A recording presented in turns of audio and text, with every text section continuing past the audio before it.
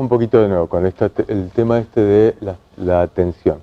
La tensión de la pared no es la precarga, no es exactamente la precarga, es la tensión. Es la tensión a la cual está sometida la pared del corazón. Si lo pensamos en un globo, si nosotros inflamos más el globo, aumenta la tensión en la pared.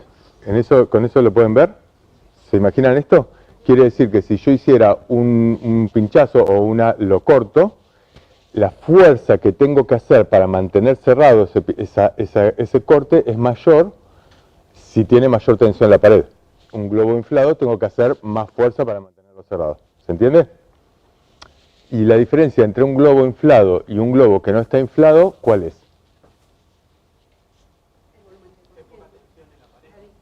Hay poca tensión en la pared. ¿Y por qué hay poca tensión en la pared? Porque hay menor volumen.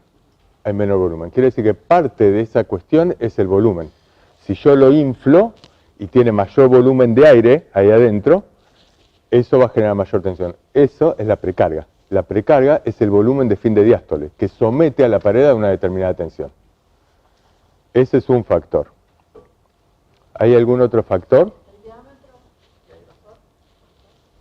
El diámetro. Cuanto más grande esté el globo, cuanto más lo inflo, más finito se pone. Pero mayor es el diámetro. Con el corazón obedece a esto, digamos.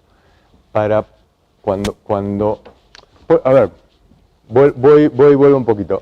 ¿Por qué me importa el concepto de tensión? ¿Para qué necesita tensión el corazón?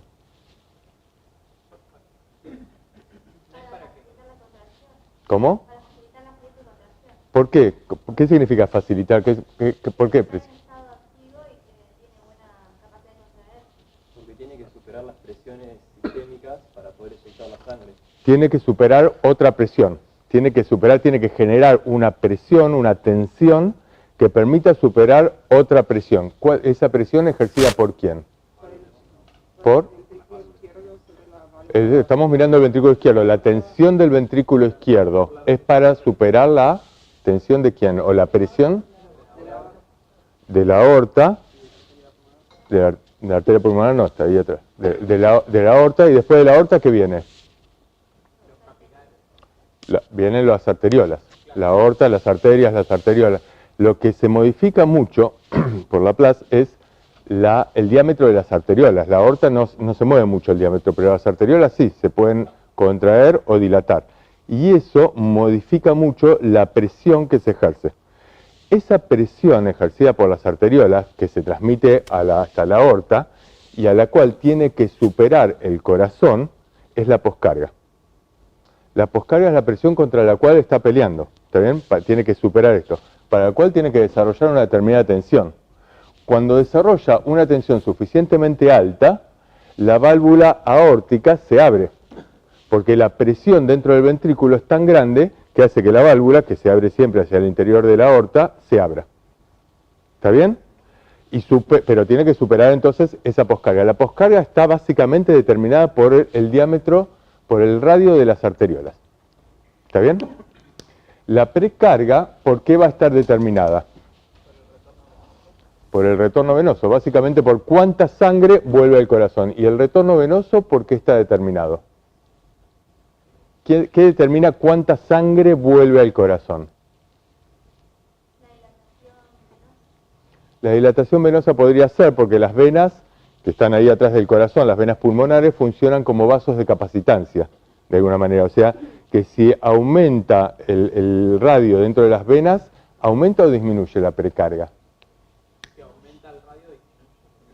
Si aumenta el radio de las venas que están antes, digamos, queda más sangre ahí adentro, queda como sangre acumulada, y entonces la precarga disminuye.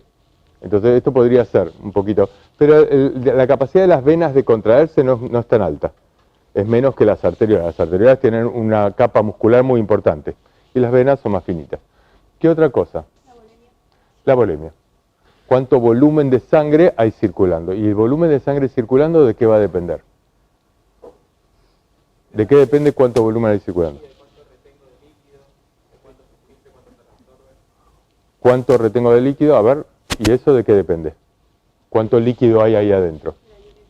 De la diuresis, que está a su vez modificado por el sistema renina-angiotensina-aldosterona, retienen agua, retienen sodio. ¿Por qué otra cosa? ¿Cómo? La ingesta de agua, pero si vos ingerís mucha agua y el organismo funciona bien, vas a tender a eliminarlo. La ingesta de agua igual es uno de los factores, digamos, cuánta agua hay que tomar en un paciente con insuficiencia cardíaca es toda una pregunta. La ingesta de agua, pongamos. ¿Qué otra cosa? Pero ¿qué regula, digamos, la fisiología en el cuerpo? Por un lado, sistema renina-angiotensina-aldosterona, ¿está bien? ¿Que se inicia dónde el sistema renina-angiotensina-aldosterona? ¿Dónde inicia, digamos, dónde sensa que tiene que activarse? En el aparato yuxtaglomerular, en la mácula densa. ¿Se acuerdan? Sensa que hay poco sodio dentro de los riñones. Y entonces dice, o que hay poca agua dentro del túbulo contorneado. Y entonces sensa esto y dice, bueno, vamos a liberar ¿qué cosa? Renina. ¿Y la renina qué hace?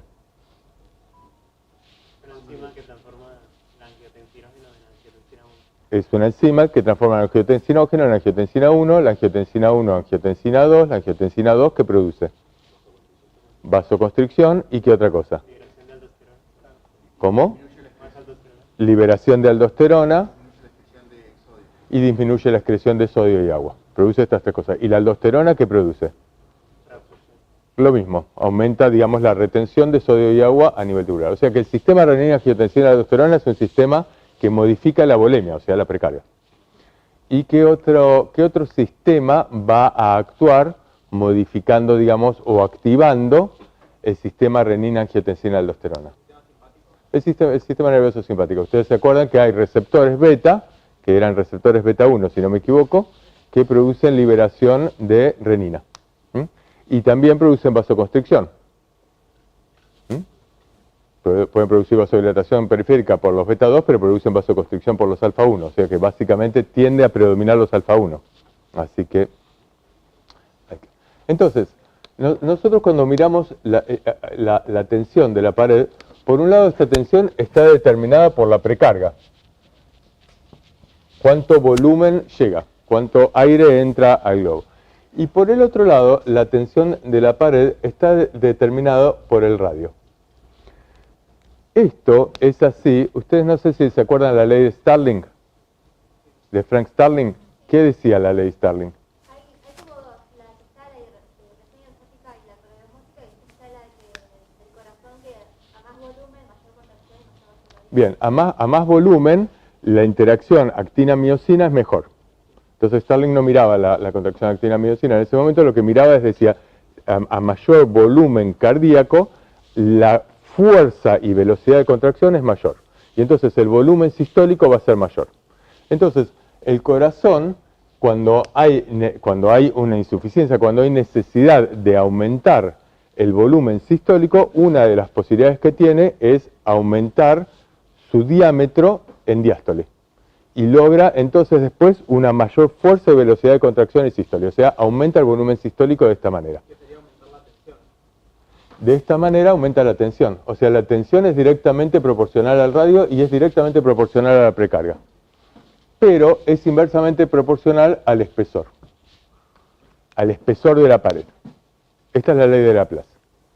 Es inversamente proporcional a la presión. ¿Qué quiere decir? Que si la tensión estuviera muy aumentada para sostener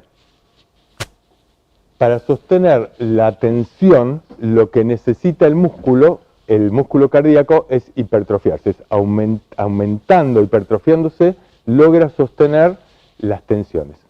¿Se entiende? Esto es más o menos la idea. Esto es la tensión, precarga, poscarga.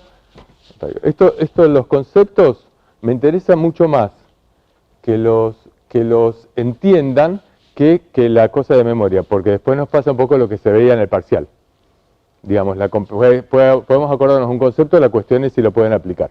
Entonces necesitamos entender más o menos qué es lo que pasa a nivel del corazón. Precarga, poscarga, contractibilidad. De acá lo que no hablamos es la contractilidad. Contractilidad es la capacidad contráctil del corazón. ¿De qué depende la contractilidad? de la fuerza del músculo. ¿Y esa fuerza del músculo de qué depende? A nivel molecular. Ustedes lo saben porque lo vimos desde el principio de la cursada. ¿Qué depende? ¿Cuánto calcio hay dentro de la célula? Básicamente, la contractilidad es el inotropismo. Y el inotropismo es cuánto calcio hay dentro de la célula. Básicamente, simplificando enormemente, dependerá de esto. Ok, esto es lo que un poquito, no sé si vieron esto, lo habrán visto en MIC o en alguna otra materia. Básicamente lo que están viendo es la relación entre el volumen dentro del ventrículo izquierdo y la presión dentro del ventrículo izquierdo. Y escribe exactamente lo que dijimos recién. El corazón necesita, fíjense, si subo para acá, estoy mirando que aumenta la presión.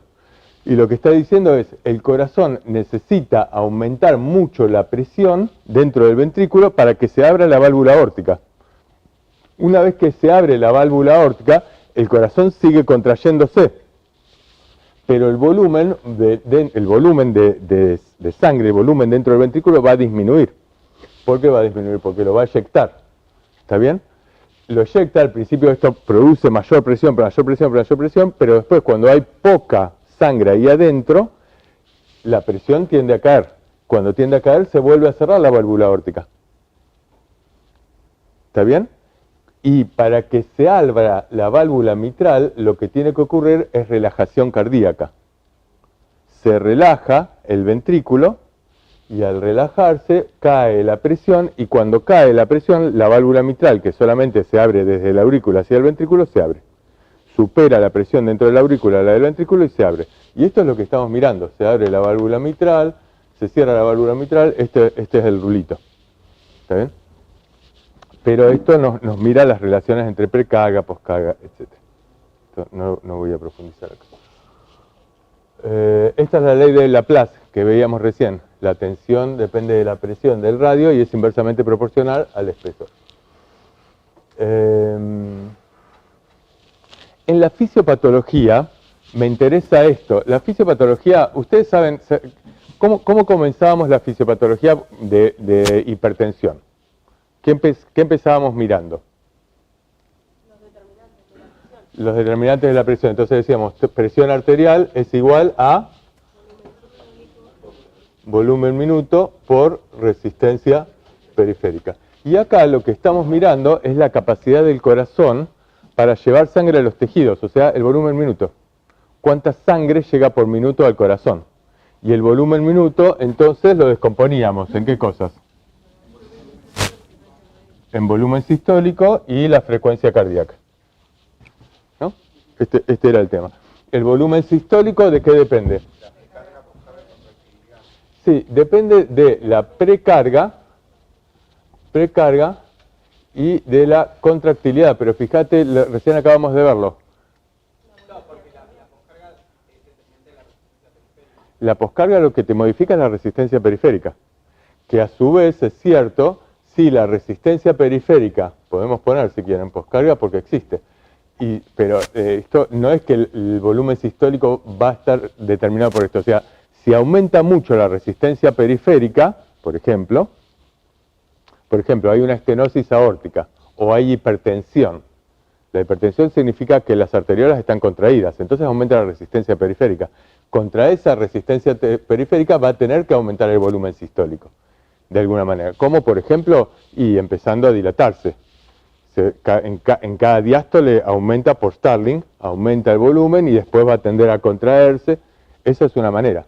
¿Está bien? O hipertrofiándose. O se dilata o se hipertrofia. Cuando hay un aumento de volumen de sangre que llega a las cavidades cardíacas, por ejemplo, en la insuficiencia aórtica o en la insuficiencia mitral, el corazón va a tender a dilatarse. Y cuando lo que hay es un aumento de la poscarga, el corazón tiende a hipertrofiarse. Entonces aumenta concéntricamente. ¿Está bien? Por ejemplo, en esto que les decía recién, hipertensión arterial. ¿Se entiende esto? Lo que no hay es un aumento del número de miofibrillas, ¿no? Las células musculares no tienen capacidad de reproducirse. Entonces lo que hacen es aumentar dentro de cada miofibrilla el número de sarcómeros, la cantidad de sarcómeros. ¿Se ubican lo que es un sarcómero? Aumenta el número de sarcómeros y entonces si aumenta de esta forma, en forma longitudinal, se dilata. Y si lo que aumenta es de esta forma, lo que hace es hipertrofiarse. No aumenta la cantidad de miofibrillas. Pero básicamente, entonces acá lo que estamos mirando es poscarga, inotropismo y nuevamente poscarga. Y acá, de nuevo, la precarga dependía básicamente de la volemia y, si quieren, del tono venoso, está bien. Y la volemia dependía de sistema renina, angiotensina, aldosterona y sistema nervioso simpático. Estábamos lo que charlábamos recién. O sea, acá no hay nada nuevo. La poscarga, ya dijimos, depende de la resistencia periférica, y la resistencia periférica son las arteriolas, básicamente, o una estenosis aórtica. Y el inotropismo dijimos que depende mucho del calcio. Es esto que charlábamos recién, es lo mismo que vimos en hipertensión, nada más que miramos esta partecita de la fórmula. Fíjense, el esquema. Acá les voy a agregar una cosita. Digamos, una es, esta es la fisiología, digamos, volumen minuto depende de todo esto. Ahora, ¿qué pasa si el volumen minuto está caído? Si disminuye el volumen minuto, entonces se activa el sistema renina, angiotensina, aldosterona, el sistema nervioso simpático, y al dilatarse o al hipertrofiarse, el corazón cambia de forma.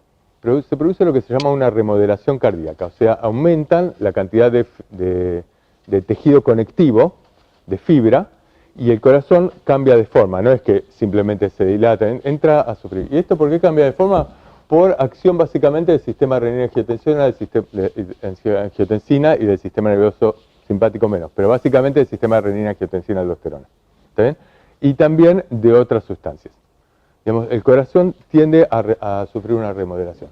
Pero al sufrir una remodelación, al entrar a dilatarse, las cavidades cardíacas liberan péptidos, que se llaman péptidos natriuréticos. ¿Y los péptidos natriuréticos, alguien sabe lo que es? Ustedes ya vieron el tema. Eso es una hormona, ¿no? Que la producen Son hormonas producidas. Los atrios del atrio.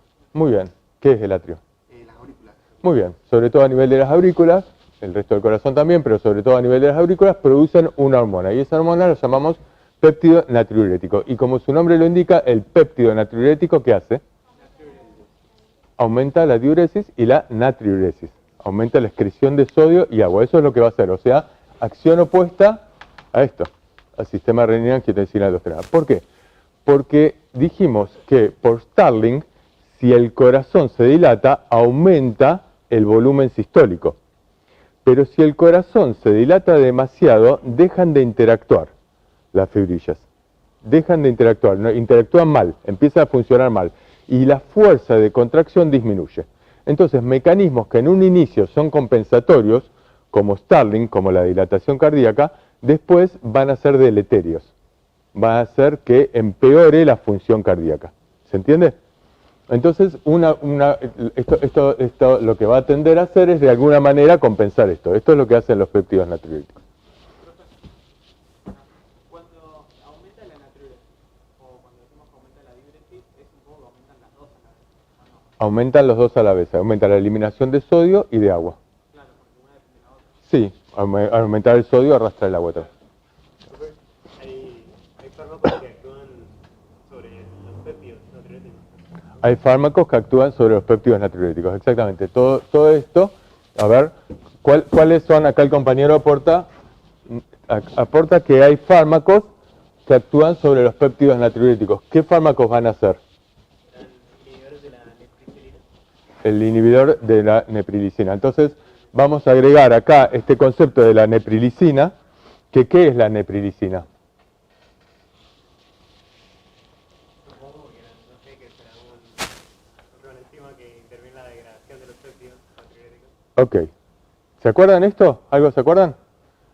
Lo que dice el compañero es, lo voy a agregar acá en el esquema, entonces, fíjense, lo que estamos diciendo simplemente es, a través del sistema nervioso simpático y renina, angiotensina, aldosterona, tenemos vasoconstricción periférica y retención hidrosalina, con aumento de las presiones de llenado, y de esta manera aumenta la dilatación cardíaca y aumenta la precarga.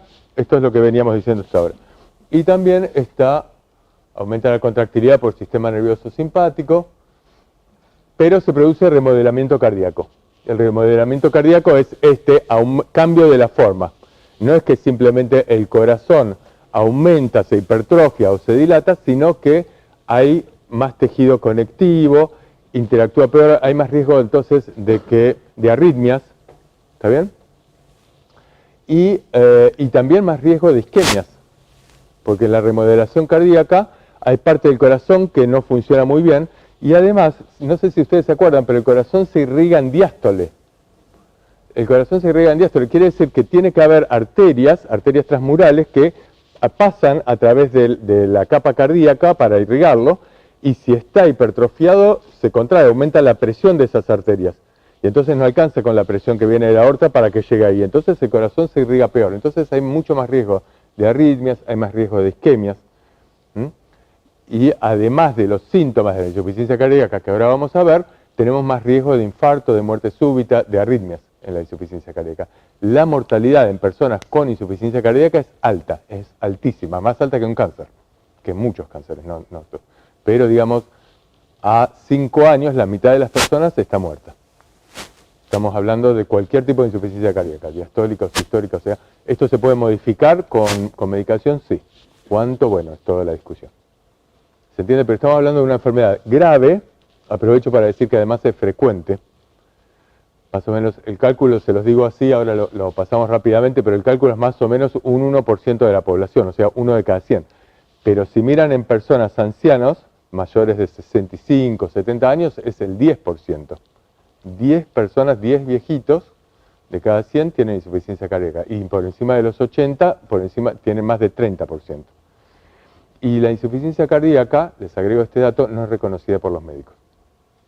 Me ha pasado, pero me ha pasado más de una vez, muchas veces, de pasar cerca de un tipo que evidentemente tenía una insuficiencia cardíaca, porque levantaba el dedo, o sea, faltaba el cartel, y estaba siendo investigado por los médicos con tomografía computada y resonancia magnética, a ver qué tenía, por qué tenía así. ¿Viste? Y vos decís, pero era, o sea, ese nivel de ignorancia, de brutalidad, y no lo digo no me pasó una vez, me pasó muchas veces.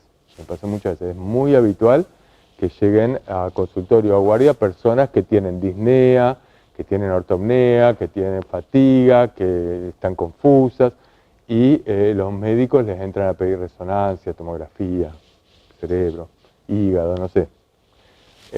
Electro, después no sabe, el electro no te lo señala porque el índice de Sokolov no es tan sensible. Es muy común, ¿eh? Patología muy grave, muy frecuente. Bien, acá está, la neprilicina es esto. Neprilicina lo que hace es inhibir los péptidos, los péptidos natriuréticos. Inhibe a los péptidos natriuréticos. Es la hormona que los degrada. ¿Está bien? Y entonces lo que el compañero dice, bueno, hay un fármaco, que es un fármaco que vamos a poner en discusión, pero que existe, que es muy importante en este momento, que lo que hace es inhibir a la neprilicina, con lo cual aumenta la cantidad de péptidos natriuréticos y entonces facilita la eliminación de sodio y agua. ¿Está bien? Esos fármacos se denominan ERNI. No sé por qué, pero el único que existe es sacubitrilo valsartán. En este momento, un fármaco carísimo que vamos a poner en discusión.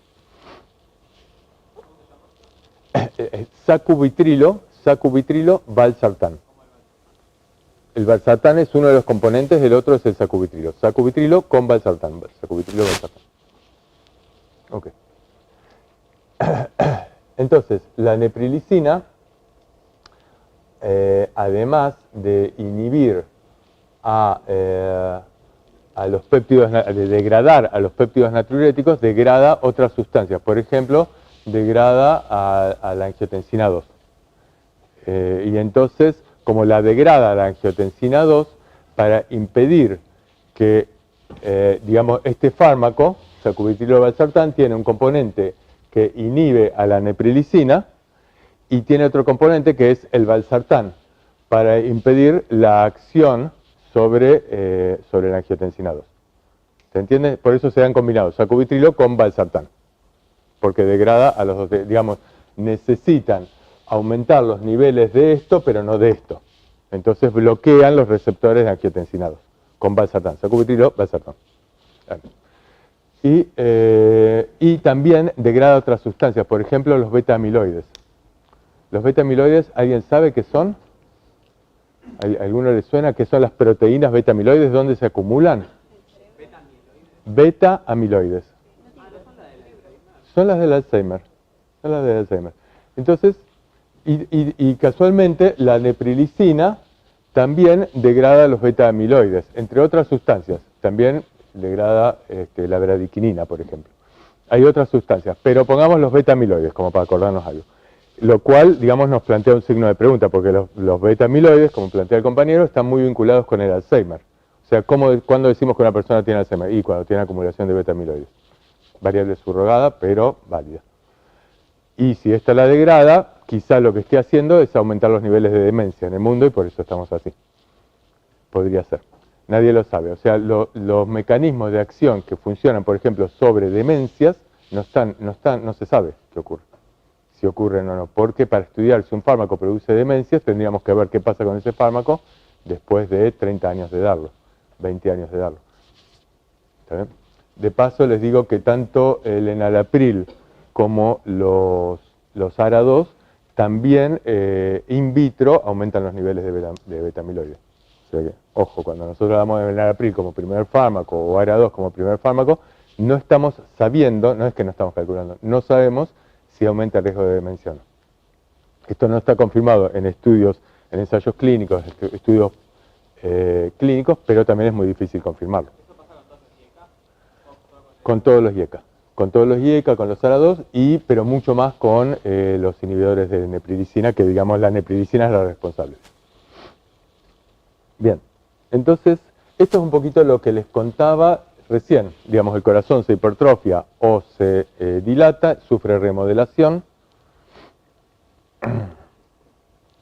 Y acá hay un punto interesante.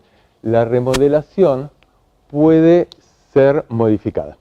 O sea, un corazón que se hipertrofia y se dilata, se ha demostrado que algunos fármacos pueden modificar la remodelación. ¿Y cuáles son estos fármacos? Básicamente estos tres, como muy importantes. Los IECAs, no estoy hablando de otros, los IECAs, no los ARA2, los beta bloqueantes y los antagonistas de receptores de mineralocorticoides. Estos tres fármacos modifican la remodelación, lo cual los hace fármacos muy importantes en el tratamiento de la insuficiencia cardíaca.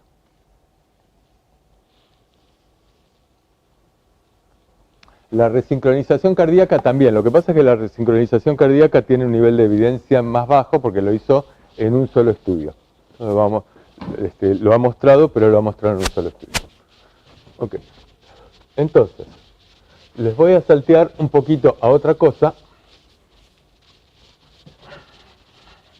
que no sigue eso, pero les pongo acá entonces los grupos de fármacos con los cuales estamos pensando, de los cuales estamos hablando cuando hablamos de insuficiencia cardíaca. Fíjense que son, básicamente, estamos hablando de los IECA. De los IECA. ¿Sí? Porque son fármacos que actúan inhibiendo el sistema renina-angiotensina-aldosterona. Y también porque actúan sobre la remodelación cardíaca. Y por extensión, estamos hablando de los ARA2. Los ARA2 no tienen el nivel de evidencia que tienen los IECA en insuficiencia cardíaca. Tanto en remodelación, es más pobre la evidencia que tienen, como en supervivencia. No han demostrado que disminuya mortalidad. Igual que nos pasaba con hipertensión, casualmente. Pero están estipulados en las guías, en los consensos, en igualdad de condiciones. Dicen, che, IECA o ARA2. Y siempre prefieren ARA2, que son más caros. Son más caros. Hay mucho entongue de la industria y hay que tener cuidado, porque uno dice, che, pero si los que han demostrado remodelación son los IECA, y los que han demostrado disminución de mortalidad son los IECA, acá, también en hipertensión, ¿y por qué usas ARA2? Pero cuando ustedes leen los consensos, mírenlo si quieren, nosotros se lo subimos, el consenso argentino 2022 es muy cortito, dice que te dice lo mismo, te dice IECA o ARA2 disminuye mortalidad, lo cual no es cierto. Ahora les muestro un poquito los estudios. Lo otro grandote van a ser los beta bloqueantes. La razón por la cual usaremos los beta bloqueantes es por este mecanismo fisiopatológico. Digamos, disminuyen el sistema nervioso simpático, disminuyen la frecuencia cardíaca, disminuyen el inotropismo, el cronotropismo, obviamente los beta bloqueantes están indicados. Para nosotros esta obviedad es obvia. Cuando yo estudiaba, los beta bloqueantes en insuficiencia cardíaca estaban contraindicados. Si yo en un final decía que se daban beta bloqueantes, estaba desaprobado, amplísimamente desaprobado. Porque ¿qué hacen los beta bloqueantes a nivel cardíaco? Disminuyen el inotropismo.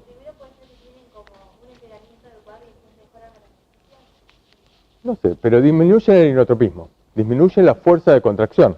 Eso es bastante visible a nivel cardíaco. Entonces te dicen, che, pero si lo que tenés es un volumen minuto disminuido, ¿cómo le vas a dar una droga que te disminuya la fuerza contráctil? Al revés, digamos. La sangre va a quedar atrás, va a empeorar los síntomas. Esto un médico en Australia le medicaba con beta bloqueantes a los pacientes con insuficiencia cardíaca, empezó a mejorar en una época en la cual todavía no se hacía. Se publicaron algunos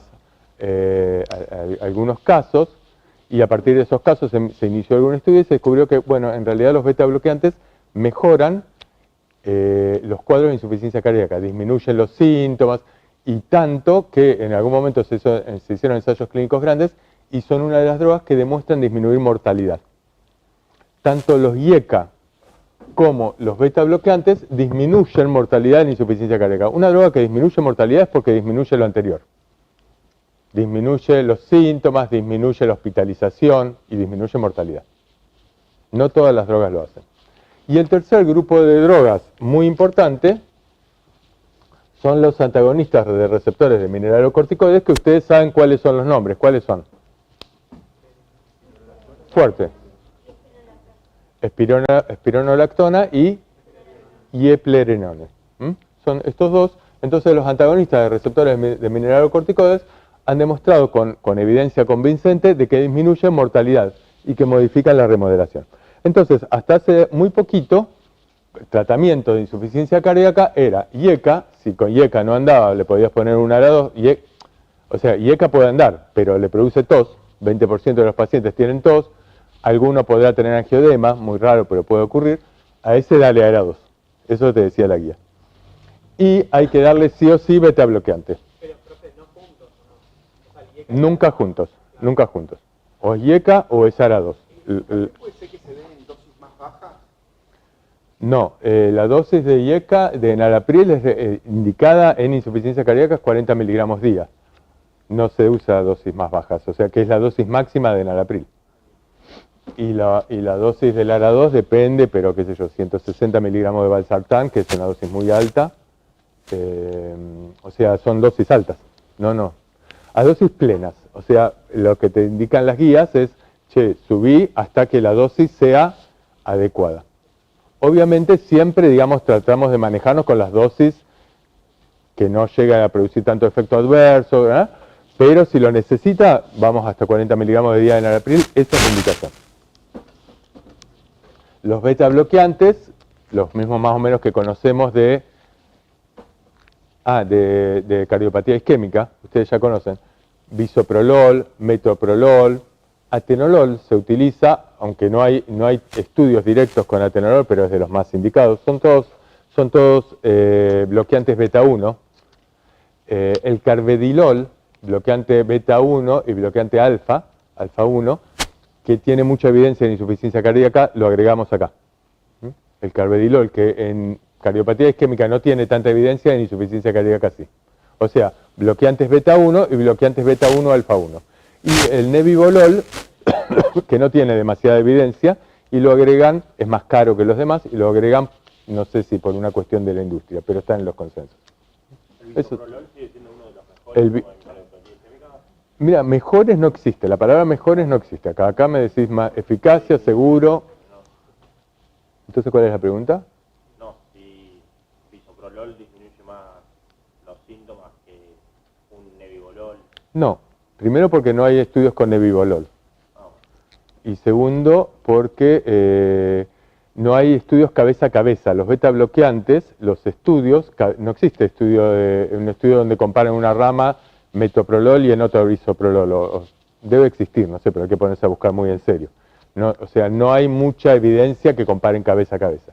lo que hay estudios es, por ejemplo, un estudio grande con metoprolol, en el cual logra disminuir mortalidad. Hay otro estudio grande que lo hicieron con bisoprolol, en el cual logra disminuir Entonces, básicamente decimos los beta bloqueantes, muchas veces pasa esto, cuando con una o dos drogas se demuestra eficacia, se considera eficacia para grupo.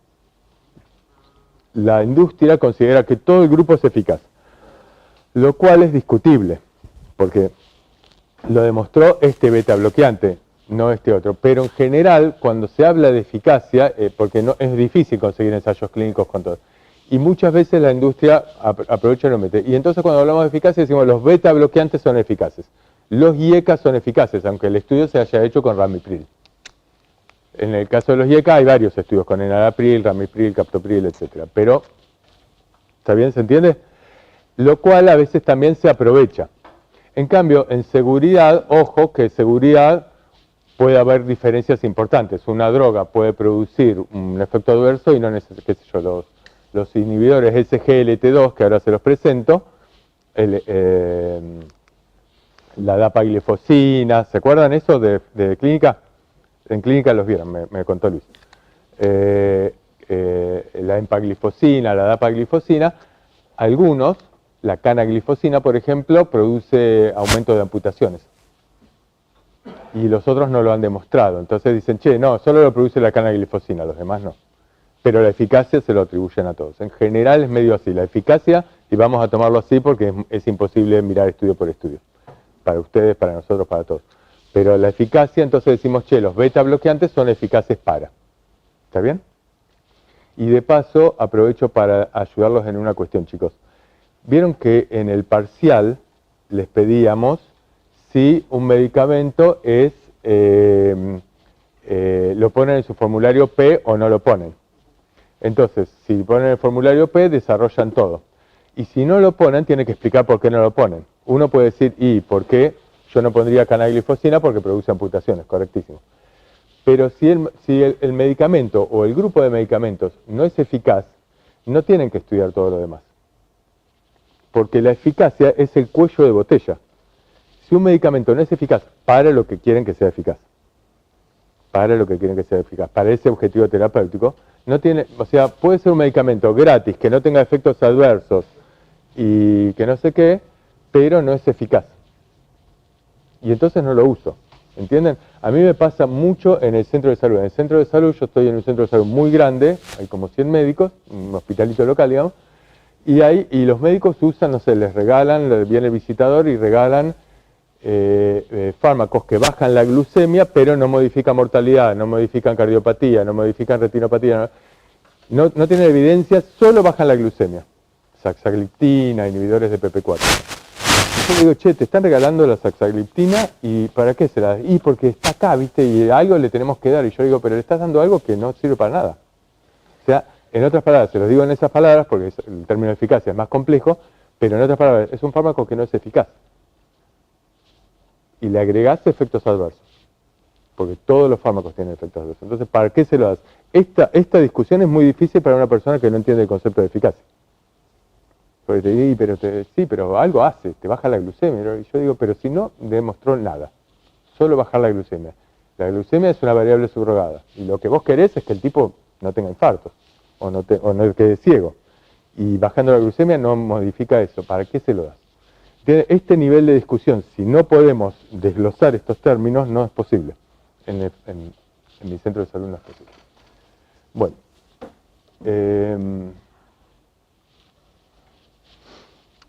Estos eran los grupos de medicamentos más importantes con los cuales se trabajaba hasta hace poco. Hasta hace muy poquitos años, estoy hablando de no más de 10 años, aparecen dos grupos nuevos. Uno es los ERNI, que es esto que les decía, sacubitrilo valsartán, los inhibidores de neprilicina, y aparecen otro grupo nuevo, que son los inhibidores SGLT2. Inhibidores del cotransportador de sodio y glucosa de tipo 2. Inhibidores SGLT2. Que ahora los vamos a mirar un poquito mejor, pero lo que hacen es inhibir un cotransportador que está en el túbulo contorneado distal y que lo que hace es meter juntos el sodio, aprovecha la fuerza del sodio, digamos, aprovecha la diferencia de concentración de sodio dentro de la luz del túbulo y fuera para meter, o dentro de la célula, para que el sodio tiende a entrar. Y el sodio entra a través de un transportador. Y cuando entra a través de ese transportador, aprovecha la glucosa en un cotransporte y se meten los dos. Es un mecanismo de difusión facilitada, hay un transporte, pero es un cotransporte, mete sodio y glucosa. Y lo que hacen estos inhibidores SGLT2 es inhibir al cotransportador de sodio-glucosa. Y entonces aumenta la excreción de sodio y de glucosa, con lo cual disminuye un poco la glucemia, se empezó usando para los diabéticos, pero también disminuye la cantidad de sodio circulando, y si hay menos sodio hay menos agua, el sodio arrastra el agua. ¿Se entiende? O sea, básicamente acaba de tener un efecto diurético. Esto es lo que hacen los inhibidores SGLT2. Después están propuestas un montón de otras teorías que son divinas, pero lo más concreto es esto. Ahora lo vamos a mirar un poquito mejor, y cuál es la relación con el sistema renina-angiotensina-aldosterona. ¿Está bien? ¿Me siguen hasta acá? ¿Alguien me podría adivinar la relación con el sistema renina-angiotensina-aldosterona? Que al disminuir el sodio no va a censar tanto en la mácula densa, entonces no se va a activar el sistema renina-angiotensina-aldosterona y no va a realizar todo el proceso que vimos. ¿Lo escucharon? Si disminuye el sodio, yo me confundí. Estos transportadores están en el proximal, no en el distal. Y entonces lo que hacen es, al disminuir el sodio, en la mácula densa no se va a activar. No se va a activar el sistema renina-angiotensina-aldosterona. Bárbaro. Se dice que son como un poco nefroprotectores.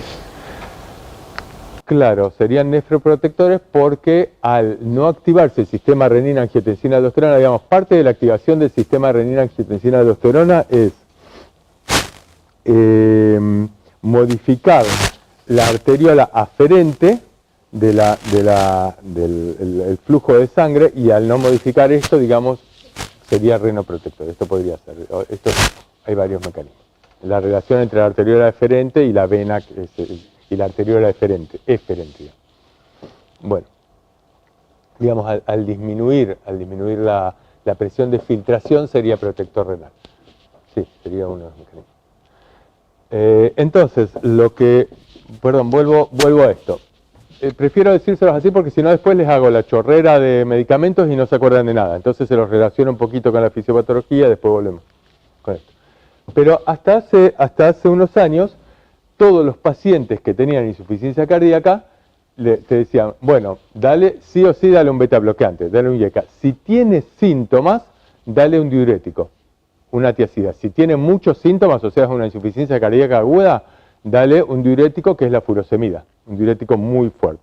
O sea, furosemida o tiazidas, diuréticos, solo en pacientes sintomáticos que lo que están haciendo es retener volumen para eliminar. ¿Por qué? Porque no demostraron disminuir mortalidad en insuficiencia cardíaca, sin modificar síntomas, sin modificar internaciones. Furosemida en la insuficiencia cardíaca aguda es el fármaco de elección. Ahí no hay ninguna discusión. Pero cuando estamos mirando insuficiencia cardíaca crónica, que ahora la vamos a ver cómo se clasifica y toda la cosa, lo que estamos mirando es otra cosa, es como hipertensión. Y ahí podrían ser más las tiazidas, pero solo en caso de que tengas una persona con ascitis, con edemas, ahí vale la pena. Con una disnea muy importante podría ayudar, pero después de haber quemado estos. Antes dale un IECA, antes dale un beta bloqueante, antes dale un antagonista de receptores de mineralocorticoides. Fíjense que no es del mismo orden que en hipertensión, que antagonistas de receptores de mineralocorticoides eran de segunda línea. Acá son de primera línea, porque demostraron disminuir mortalidad. O sea, acá lo que tenemos que mirar es, para el objetivo terapéutico, que es disminuir mortalidad, para ese objetivo terapéutico, si estos lo lograron, se convierten en primera línea. En hipertensión no lo lograron. ¿Entienden? Por eso tenemos que mirar objetivos terapéuticos distintos, o sea, son los mismos, pero en distintas patologías. Sí. ¿Cuál dijiste que no disminuía mortalidad, que lo había demostrado? Los diuréticos. En general. Los diuréticos en general, ningún diurético, o sea, no hay estudios. Sí, en insuficiencia cardíaca aguda, nuevamente, el diurético de elección se utiliza furosemida, porque rápidamente te produce depresión de volumen. Pero en insuficiencia cardíaca crónica, ni clortalidona ni hidroclorotiazida demostraron disminuir mortalidad, solo síntomas. No hay grandes estudios tampoco con ellos.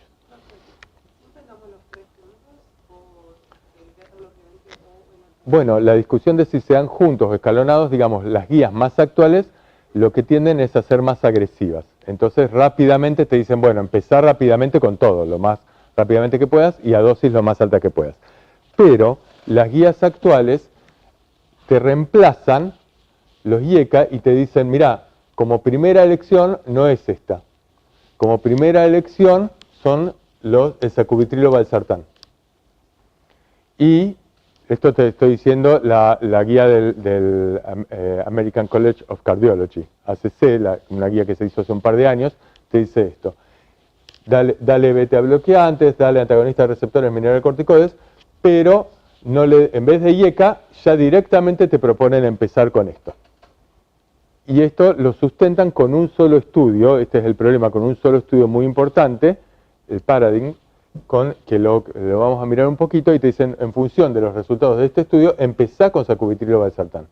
Y empezá también con inhibidores SGLT2, o sea, empaglifosina, dapaglifosina, sotaglifosina, el que ustedes quieran. Empezá con uno de estos. Entonces, lo que te están diciendo es, las bases del tratamiento, esto es lo que te dicen los consensos actuales, no lo que digo yo. La base del tratamiento actual en la insuficiencia cardíaca son beta bloqueantes, son antagonistas de receptores mineralocorticoides, sacubitrilo valsartán. Sí, sacubitrilo valsartán el paciente no lo puede comprar porque cuesta 10 veces más. El enalapril sale 15 lucas por mes, sacubitrilo valsartán sale 160.000. Entonces, si en vez el paciente ocurre que no puede comprarlo, podría ocurrir acá en Argentina, y entonces dale enalapril a este pobre hombre. Y dale empaglifosina. Los 4 de una, o sea, lo más rápidamente que puedas, empezar con esto. Y a dosis plenas. Esto es lo que te dicen. Esto lo vamos a poner en discusión. Nuevamente, los consensos no son la verdad revelada, son acuerdos de expertos, que tienen cosas que son muy buenas, buenísimas, válidas, y cosas que podemos poner en discusión. Ok. A esto les agrego los otros grupos que son los que no han demostrado modificar mortalidad. Perdón, les digo sobre estos dos. Estos entran a ser primera línea porque según ese estudio, sacubitrilo valsartán modifica mortalidad. Y lo modifica, según ese estudio, más eficazmente que el IECA. Un solo estudio. Todos los demás estudios que hay sobre sacubitrilo valsartán no demuestran nada. Tampoco hay nada válido. Y los inhibidores SGLT2 se les atribuye que disminuyen hospitalización, mejoran síntomas y disminuyen mortalidad, lo cual también podríamos poner en discusión. Vamos a mirar algunos de estos grupos, algunos de estos estudios. El EMPAREG es el estudio más importante que demuestra disminuir mortalidad con empaglifosina y que cuando lo mirás de cerca es una estafa, es simplemente una estafa. Entonces uno podría decir, los inhibidores SGLT2 son fármacos que han demostrado, digamos, hay unos 6 ensayos clínicos en insuficiencia cardíaca con fracción de eyección reducida y fracción de eyección preservada. Ahora vamos a ver que hay un poquito más, hay 8, 9 ensayos clínicos y todos muestran mejoría en insuficiencia cardíaca, mejoría sintomática y disminución de hospitalización. Alguno que otro demuestra disminución de mortalidad. Lo que vamos a poner en discusión es, ¿disminuye mortalidad? No lo sé. Son medio chantucos. Y cuando se hacen metaanálisis y toman en cuenta todo esto, el que muestra disminución de mortalidad tracciona al resto y entonces el metaanálisis te muestra que disminuye mortalidad. Entonces hay un metaanálisis que anda por ahí flotando del 2020 o 2022 que muestra que los inhibidores SGLT2 disminuyen mortalidad. Pero los metaanálisis son herramientas actualmente usadas por los laboratorios para que los médicos hagan, mostrando evidencia, diciendo hay evidencia de esto, lo que ellos quieren. Los metaanálisis en un principio eran una metodología muy interesante, pero actualmente salen 2 o 3 estudios, se hace un metaanálisis y muestran lo que ellos quieren. Y se los digo absolutamente convencido de esto. O sea, es muy fácil. salió un metaanálisis hace 3 meses de inhibidores SGLT2 que te dice lo contrario, los inhibidores SGLT2 no disminuyen mortalidad. Y es un metaanálisis mucho más serio, que recorta más. Lo que pasa es que hay que poder mirar el metaanálisis. Ese es el problema que tenemos siempre. Vos habías dicho que los IECA, los beta-bloqueantes y los antagonistas del receptor mineralocorticoide actuaban en el remoldeado cardíaco y que esa era, o yo interpreté que era la variable subrogada para ver que disminuían mortalidad. No, Okay. no, son dos cuestiones distintas. Está muy bien la pregunta. ¿Querés decir? No, quería preguntar si era lo mismo con, o sea, se usaba la misma variable, digamos, para la disminución de mortalidad en los ARNIs y en los inhibidores. No, cuando yo digo que disminuye mortalidad, lo que estoy diciendo es que el desenlace medido es disminución de mortalidad. No hay una variable subrogada, es un estudio en el cual ven cuántas personas se mueren a lo largo de un tiempo. O sea, no es que disminuye mortalidad, aumenta sobrevida. Los estudios de disminución de mortalidad, igual que cualquier otro estudio, tienen este problema, que un estudio te puede demostrar que aumenta la sobrevida, pero vos no sabés cuánto tiempo. O sea, te dice, che, un estudio, tal estudio, esto ténganlo en cuenta porque en el recuperatorio les pongo un problema y una de las preguntas apunta a esto. Te dice, tal medicamento disminuye mortalidad con un hazard ratio de 0,77. Entonces, una pregunta verdadero o falso podría ser, ¿disminuye el riesgo, la reducción del riesgo relativo es de un 33%? ¿Sí o no? En mortalidad. Hazard ratio 0,77. Hazard ratio y riesgo relativo es lo mismo, para nosotros es lo mismo. ¿Sí o no, chicos? No me asusten. ¿Sí? Listo. Entonces disminuye el hazard ratio, o sea, disminuye la mortalidad con un intervalo de confianza creíble, qué sé yo. Ahora, ¿esto te dice cuánto tiempo más viven los pacientes?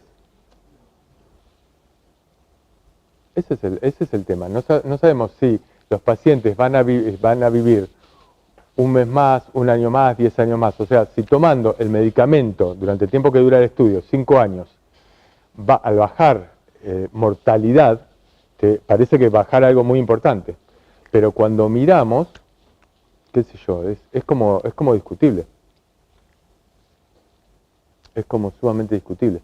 Las estatinas que bajan mortalidad, cuando se hacen estudios sobre cuánto baja mortalidad las estatinas está demostrado que baja mortalidad.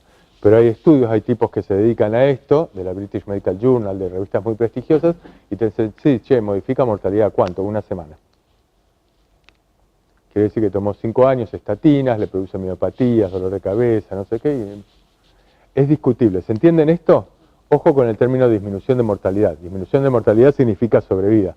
La pregunta siguiente es cuánto aumenta la sobrevida. Y eso muchas veces no está en los estudios. El estudio lo único que te dice es, en este periodo de tiempo se murió menos gente. Se traduce como disminución de mortalidad. ¿Me entienden esto? ¿Voy muy rápido? ¿Me siguen o no? Si no me siguen... Entonces, cuando estamos mirando disminución de mortalidad, es que hay estudios que han demostrado que los IECA, los ARA2 no, los IECA, los beta bloqueantes, los antagonistas de receptores de mineralocorticoides disminuyen mortalidad. Además, hay estudios fisiopatológicos que muestran que modifica remodelación cardíaca. ¿Ok? Son otros estudios. Los ERNI tienen, la sacubitril/valsartán tiene un estudio que demuestra que disminuye mortalidad. Y los inhibidores SGLT2 tienen 2 o 3 estudios que demuestran que disminuye mortalidad. La cuestión es cómo están hechos estos estudios. Porque son estudios con diseño adaptativo, esto lo vamos a mirar un poquito mejor, sobre todo en diabetes creo que lo vamos a ver un poco mejor. Sí. No, la recomendación del ERNI sería más por la industria farmacéutica, ¿no? Porque en sí el IECA tiene más evidencia sobre la remodelación cardíaca y sobre cómo actúa en el sistema renal angiotensina para después disminuir también mortalidad. Ahora vamos a mirar las evidencias de ambos. Vamos a mirar un poquito, por eso quise trabajar con el Power esta vez. Que ver la clase funcional de esa cardíaca para ver, por ejemplo, en los antagonistas de mineralocorticoides, yo tenía entendido que disminuye la mortalidad en clase alta, de 93 y 4, pero en clase 2 no. Igual eso capaz que no lo toman. Sí, los antagonistas de receptores mineralocorticoides tienen en clase clase 3 y 4 inicialmente tenían estudios, después se hizo un estudio en clase 2, y los IECA tienen en todos los estadios, de 1 a 4, por ejemplo. Entonces sí, es cierto que no tienen la misma indicación. Ok. Esto ya lo vimos, entonces lo que es insuficiencia cardíaca es el síndrome clínico, esto lo que habíamos visto. Esto es la definición que está en el consenso de la SAC, que lo tienen ustedes, el 2022, que es cortito. Acá cuando decimos síntomas típicos estamos hablando básicamente de disnea y de fatiga, y cuando decimos disnea son ciertos tipos de disnea. Disnea de esfuerzo, pero también la ortopnea. Vuelvo a repetirlo, es muy habitual que haya gente con disnea paroxística nocturna, ortopnea, qué sé yo, y que sean tratados con broncodilatadores. Muy común. Los signos típicos, ¿cuál es la diferencia entre síntomas y signos, chicos? Aprovecho. ¿Cuál es el que siente? ¿El resto lo sabe esto? Sí. Ok. Sí. Los pacientes, los síntomas es lo que siente el paciente, ¿no? Bien, ingurgitación yugular son los signos. Reflujo hepatoyugular, el tercer ruido, el aumento de peso, menos específico los edemas. La evidencia subjetiva va a ser con el ecocardio, con una placa de tórax, que si vemos el corazón dilatado, y el aumento de péptidos natriuréticos. Este aumento de péptidos natriuréticos es un poquito más nuevo, es más novedoso. A ver si lo tengo acá. El tema de aumento de péptidos natriuréticos es, los péptidos natriuréticos se llaman pre-BNP y BNP. Esos son los que hay en laboratorio. Cuando uno pide péptidos natriuréticos le miden eso. Y por encima de determinados valores, digamos, sabemos que si el corazón se dilata, entra a producir péptidos natriuréticos. Entonces, por encima de determinados valores, es diagnóstico de insuficiencia cardíaca. Pre-BNP por encima de 125, BNP por encima de 35, no importa. Por encima de determinados valores te está diciendo que tenés insuficiencia cardíaca. Pero hay muchos falsos positivos. Entonces, una persona que es viejita puede tener valores elevados de péptidos natriuréticos. Las mujeres tienen valores más elevados que los hombres, las personas con fallo renal, ¿se entiende? Entonces, ojo con el falso positivo. Ahora, cuando una persona, vos estás sospechando que alguien tiene insuficiencia cardíaca, las guías actuales lo que te dicen es, pedile péptidos natriuréticos. Si tenés posibilidad, si tenés laboratorio para hacerlo, pedilo. Si en el hospital te lo hacen o en la clínica lo hacen, pedilo. ¿Por qué? Porque si está alto, no estás seguro, puede ser una cosa más. Le pedís un ecocardio, tenés péptidos natriuréticos altos, tenés ecocardio alto, con fracción de eyección disminuida, o ves las cavidades dilatadas, y ahí te está diciendo que tiene una insuficiencia cardíaca ya objetivable, bien objetivable. Ahora, si los péptidos natriuréticos están bajos, probablemente no tenga insuficiencia cardíaca. ¿Por qué? Porque tiene valor predictivo negativo alto. Valor predictivo negativo alto. Quiere decir que si es negativo, posiblemente no tenga insuficiencia, podés descartar insuficiencia cardíaca. Ojo con esto, que por ejemplo una persona obesa tiene los valores de péptidos natriuréticos más bajos que los de otras personas. Hay que, o sea, tomándolo con comillas, pero valor predictivo negativo alto, valor predictivo positivo bajo. ¿Se entiende? Sirve, pero hasta ahí. Ahora entonces la secuencia diagnóstica va a ser, si podés pedirle péptidos natriuréticos, si tenés laboratorio, si la persona lo puede pagar, pedíselo. Si no tenés, vas directo al ecocardiograma. De esa manera es objetiva. Si tienes síntomas y si tiene ecocardiograma, tiene una insuficiencia cardíaca. A mí me ha pasado, estando en zonas rurales o pasando por algún pueblo así, casi de pasada les diría, de ver personas con síntomas típicos de insuficiencia cardíaca que estaban pidiéndole la resonancia, iban a Capital, volvían y qué sé yo, no sé qué, y no tenía posibilidad, yo estaba de pasada, y les decía, mira, tomate enalapril. Y el enalapril cambiaba totalmente, porque disminuye la poscarga, el tipo puede respirar y el tipo se da cuenta. Y le decía, bueno, entonces, ¿sabes qué? Anda al cardiólogo, ya con esto. Porque los síntomas son típicos, chicos. Tiene ortopnea, no puede caminar una persona de 45 años. Si están en Salta, piensan que hay Chagas. Quiere decir que hay 200 personas con Chagas. En Argentina hay insuficiencia cardíaca. Por Chagas, mucho más que en otros lugares. Estas son las etiologías más importantes, entonces, La insuficiencia cardíaca es un síndrome, no es o sea, es un síndrome, una enfermedad, pero que tiene distintas etiologías, puede tener varias. Cuando estamos hablando de insuficiencia cardíaca, fracción de eyección reducida, ahora la vamos a ver, esta definición se hace con el ecocardiograma, la etiología más importante es la isquémica, la enfermedad coronaria. Personas que han tenido infartos o tienen ANGOR, o sea, tienen isquemias crónicas, y eso lo lleva a esto. Y si no, en personas que tienen insuficiencia cardíaca, fracción de eyección preservada, la etiología más frecuente es la hipertensión arterial.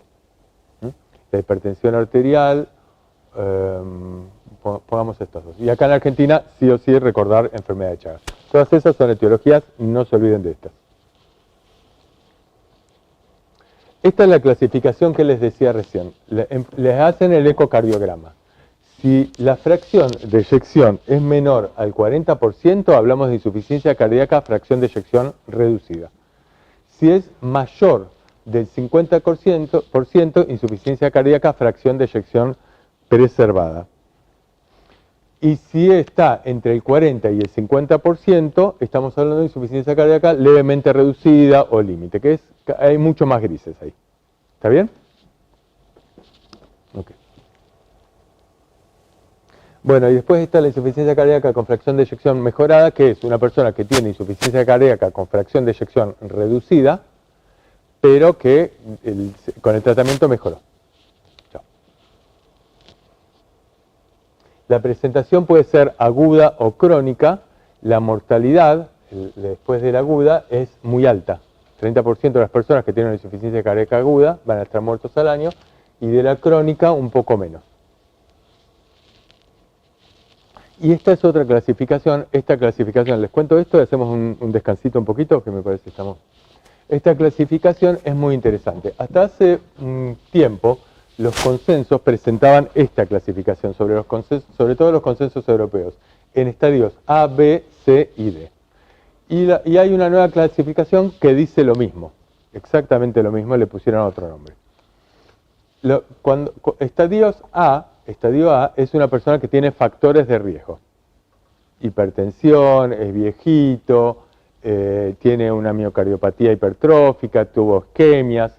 Son factores de riesgo que hace que puedas desarrollar una insuficiencia cardíaca. No la tiene. El estadio B, que ahora se llama preinsuficiencia cardíaca, es una persona que tiene ya alteraciones funcionales. Quiere decir, es una persona que no tiene síntomas, no tiene insuficiencia cardíaca. Pero si le hacen un ecocardiograma, pueden tener una hipertrofia, el corazón hipertrofiado. ¿Se entiende? O si le piden péptidos natriuréticos, pueden estar elevados. No tiene síntomas, pero tiene alteraciones estructurales. El estadio C ya tienen síntomas. Una persona que tiene disnea, que te dice, mira, me acuesto a la noche y después al rato me despierto y me siento, voy a comer algo, me quedo sentado, estoy fatigado. Muchas veces no es fácil darse cuenta, pero la irrigación cerebral disminuye. Las personas están más confusas. Lo digestivo se altera porque también tiene mala irrigación intestinal y entonces tienen problemas de mala absorción. Están como muy disfrazados. Por eso digo, muchas veces el médico va por otro lado. No prioriza el síntoma o el signo adecuado. Y ya cuando eso era un estadio D, hablábamos de síntomas graves. Lo interesante de esto es que una persona puede estar en estadio B, pasar al C, darle tratamiento, pasar al B. O sea, puede estar en grave y luego puede estar en un estadio D y luego en un estadio C. Ahora es lo mismo. El estadio A y B se dicen que son personas en riesgo de insuficiencia cardíaca y que tienen insuficiencia cardíaca cuando ya están con síntomas, o sea, estadio C o D. Y hablamos de riesgo de insuficiencia cardíaca, estadio A, factores de riesgo, preinsuficiencia cardíaca cuando tiene alteraciones funcionales o estructurales, insuficiencia cardíaca sintomática y insuficiencia cardíaca avanzada. Es lo mismo, chicos, ABCD que esto. Los europeos algunas, la NICE por ahí sigue manteniendo el ABCD, los norteamericanos utilizan esto, el argentino tomó este, y entonces les explico los dos y chao. Es lo mismo. ¿Está bien? La otra clasificación importante es la clasificación funcional por estadios, que es la de la New York Heart Association. Clase 1 es cuando no hay limitación de actividad física, luego clase 2 hay leve limitación, marcada en clase 3, y directamente no puede moverse, está por la disnea, esa es clase 4. ¿Está bien? Acá lo que estamos viendo es básicamente mucha disnea. La prevalencia ya la dijimos. La evolución natural también, digamos, es una enfermedad progresiva, muchas veces, que puede ir y volver, pero que conlleva síntomas, que son los que hablamos, la muerte por falla de bombas o por arritmia. Los tratamientos actuales, en promedio, si ustedes tienen que poner cuánto disminuye mortalidad, los que disminuyen mortalidad, más o menos un 20%, 20-25%, esto es lo que han demostrado, y todo esto es mortalidad en insuficiencia cardíaca, fracción de eyección reducida. En fracción de eyección preservada no hay evidencia de que los fármacos disminuyan mortalidad. Aproximadamente la mitad de los pacientes tienen insuficiencia cardíaca con fracción de eyección preservada. Les explico lo que estamos diciendo cuando decimos fracción de eyección preservada, es lo que antes se llamaba la insuficiencia cardíaca diastólica. O sea, lo que hay es un aumento en las presiones de llenado, pero no está disminuida el volumen sistólico. Y esto es más frecuente en mujeres, en personas ancianas, en hipertensos, que lleva hacia esto, ¿está bien? En cambio, la insuficiencia cardíaca a fracción de eyección reducida es básicamente la consecuencia de la etiología isquémica, ¿está bien? Más frecuente en hombres. Más o menos 50 y 50, ¿está bien? Para acordarnos algo. La mitad de las personas, antes se pensaba que la insuficiencia cardíaca a fracción de eyección preservada era muy rara, y ahora se encuentra un montón porque se hace más ecocarios, más intervenciones. La mortalidad es lo que les decía, cerca del 50% a los 5 años. O sea, tienen mortalidad alta a menos que esté bien tratado. Y esto también ya lo vimos, esto está en el consenso, básicamente se le pide BNP, ecocardiograma, y de acuerdo a eso se lo clasifica, se determina el grado de insuficiencia cardíaca con la New York Heart Association, y se inicia tratamiento lo antes posible. Los objetivos terapéuticos son los de siempre, chicos. El tema, controlar los síntomas, disminuir internaciones y prolongar sobrevida. La fisiopatología la vimos recién. Lo que vamos a aprovechar es el mismo esquemita para pensar los posibles sitios de intervención con fármacos. Entonces esta era la fisiopatología. Y fíjense, acá les voy poniendo, pero es más o menos lo que estábamos mirando. Cuando miramos, por ejemplo, acá está en violeta, diuréticos, lo que hacen es impedir la diuresis, entonces disminuyen la retención hidrosalina, la vasoconstricción periférica, por ejemplo, los vasodilatadores, cualquier vasodilatador, desde un diurético tiacídico hasta cualquier otro. La digoxina, ustedes se acuerdan, lo vimos la digoxina, como ejemplo cuando estábamos mirando el esquema de célula cardíaca, que decíamos el inhibidor de la sodio-potasio ATPasa, eso es lo que hace la digoxina. Mejora la fuerza de contracción cardíaca, pero no disminuye mortalidad. Sí ha demostrado disminuir hospitalizaciones. Mejora síntomas, disminuye hospitalizaciones, pero tiene el problema que tiene un margen de seguridad muy bajo. La dosis, entre la dosis efectiva y la dosis tóxica, el rango es muy bajito. Y eso hace que sea un fármaco, antes se usaba mucho y ahora quedó relegado a una tercera línea. Los IECA, los ARA2, antagonistas de receptores de mineralocorticoides, los beta bloqueantes, los ARNI, que es el sacubitril/valsartán que nombrábamos antes, y los inhibidores, que actúan sobre la neprilicina, y creo que estamos, ¿no? Ahí, los ARNI y ya está. El tratamiento no farmacológico, básicamente de la evidencia hay muy poca evidencia sobre el tema de la sal y el tema del agua. Hay poca evidencia, estudios pequeños. El tema de la sal, que hay que restringir mucho la sal, está en discusión. Las guías actuales han aumentado, en vez de decir de 2 gramos de sal, recomiendan 5 o algunas guías incluso 6 gramos por día. En la práctica no cambia mucho porque los alimentos son muy salados. Todos vivimos en este contexto donde comemos alimentos de todo tipo, que muchas veces los alimentos más industrializados son muy salados, o las latas, o las gaseosas. Entonces cuando uno dice, bueno, disminuir el consumo de sal al día, disminuirlo. Cuando estamos diciendo más o menos 5 gramos de sal, estamos diciendo una cucharadita y media de sal. Yo lo que les digo es tratar realmente, o sea, no le agregue sal a la comida, tratar de cocinar con lo menos, porque en lo concreto resulta eso. Y el tema de los líquidos, sumamente discutido. No es. Bien, sí suspender el tabaquismo y las vacunas antiinfluenza y antineumocócicas. El tema del ejercicio. La actividad física tiene evidencia de que mejora síntomas, mejora funcionalidad, mejora, digamos, es mucho más integral, porque una persona que tiene insuficiencia cardíaca puede entrar también en cuadros depresivos, actúa sobre la depresión, es sumamente interesante. No hay estudios grandes sobre mortalidad, entonces no podemos decir que mejora mortalidad en insuficiencia cardíaca. El tema de los estudios. Los medicamentos para insuficiencia cardíaca comienzan en los 80. En los 80 comienzan el tema de los IECA, son los primeros estudios. Acá les puse la lista completa, pero es más o menos lo que estábamos diciendo recién. A estos que decíamos, los diuréticos que mejoran síntomas, no mucho más. Los inhibidores, los IECA, los antagonistas receptores de angiotensina, digamos, que no tienen evidencia, pero las guías los agregan acá. Los antagonistas de receptores mineralocorticoides y los beta bloqueantes son los que tienen mucha evidencia. Se agregan ahora antagonistas de receptores mineralocorticoides no esteroideos, la finerenona, los consensos los están metiendo con todo, que la finerenona tiene un par de estudios, Fidalgo, un par de estudios, que no ha demostrado mucho más que lo que han demostrado los antagonistas de receptores de mineralocorticoides tradicionales, la espironolactona, pero es mucho más cara.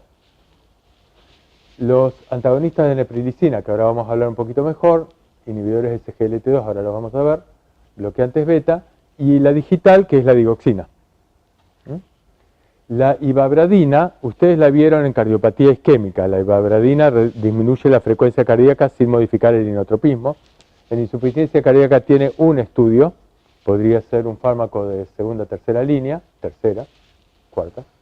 ¿Se acuerdan que en cardiopatía isquémica, en algunos, no sé si se lo llegaron a visualizar en los prácticos, pero aumenta mortalidad? Ojo, un fármaco que aumenta mortalidad en un lado, yo no me cuidaría bastante. Hidralacina nitritos, que son vasodilatadores directos, que se utilizan en terapia intensiva, no los vamos a ver nosotros.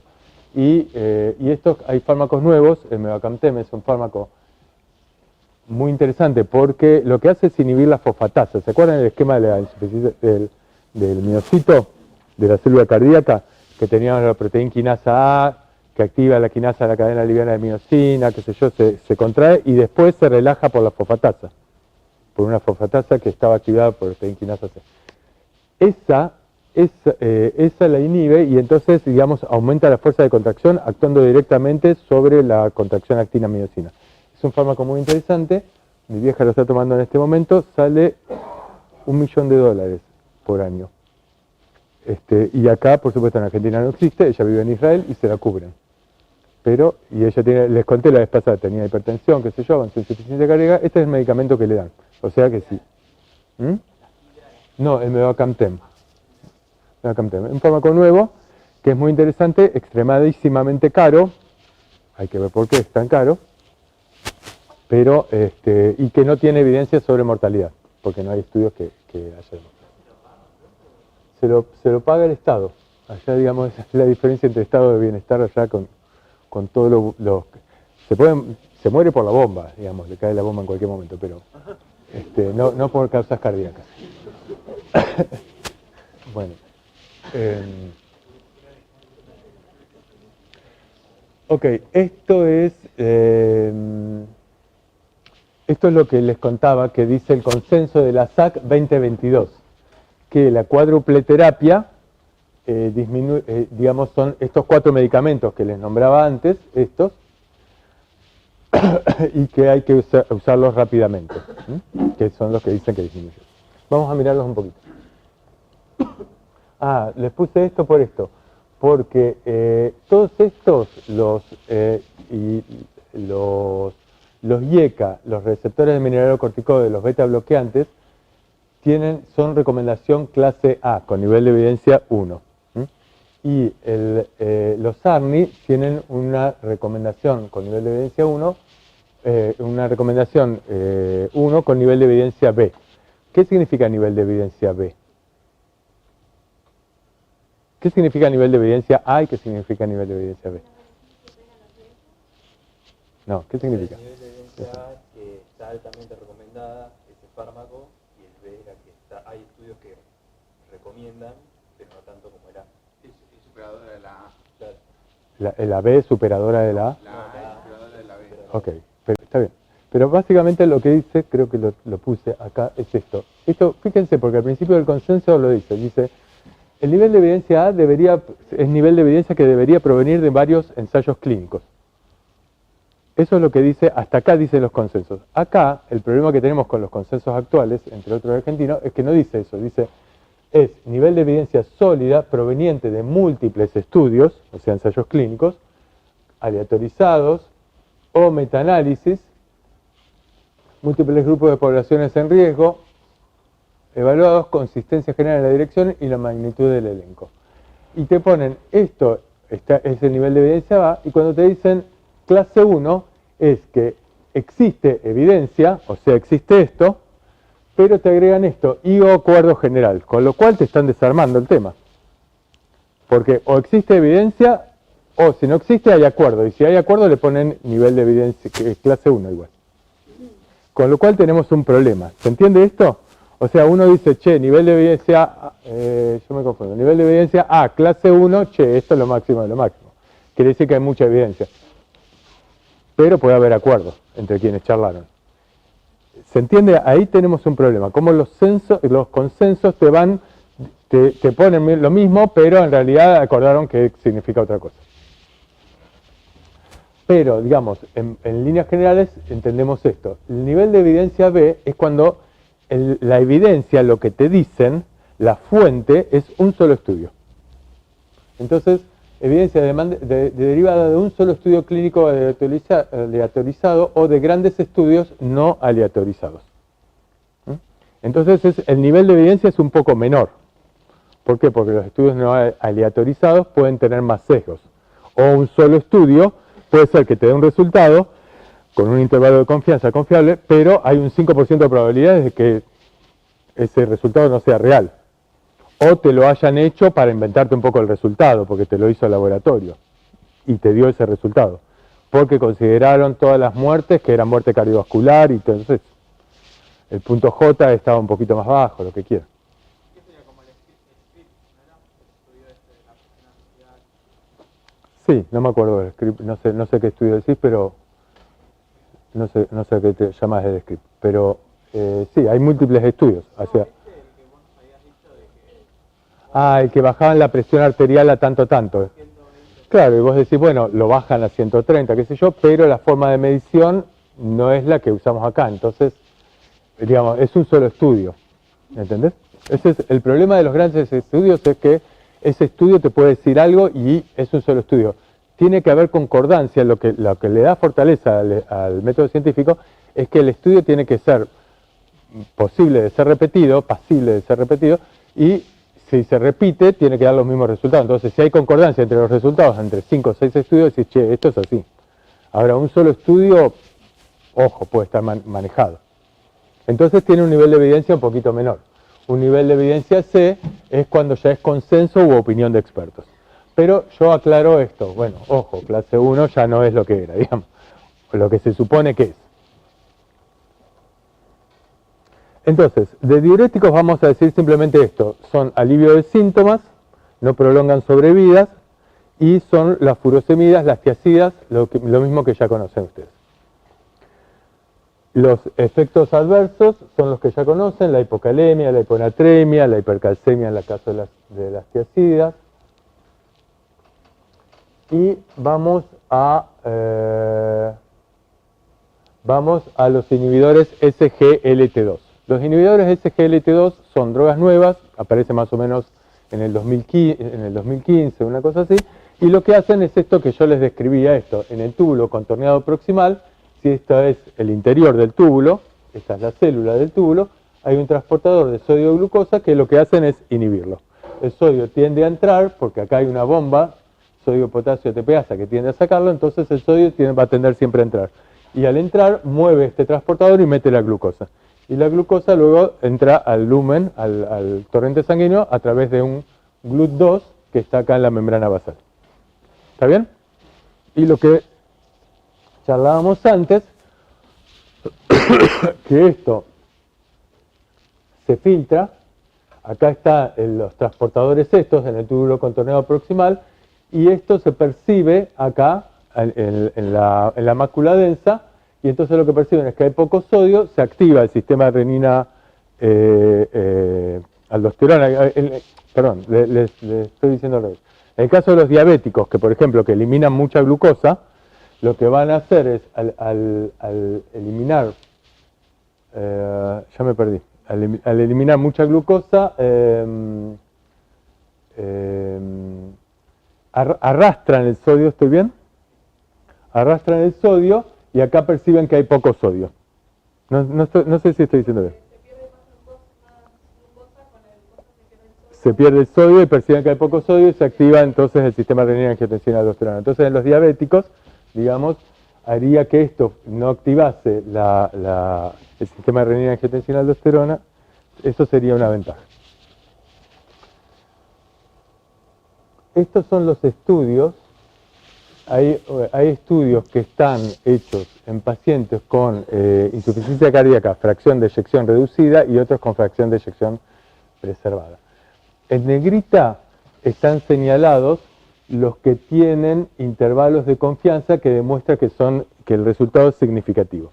Entonces, cuando nosotros miramos acá, por ejemplo, el Emperor Reduced disminuye muerte cardiovascular más internación por insuficiencia cardíaca con un intervalo de confianza creíble, lo disminuye un 25% con un intervalo de confianza que nunca atraviesa el 1, pero no logra disminuir muerte cardiovascular. Cuando miran muerte cardiovascular sola, no logra disminuir. ¿Se entiende?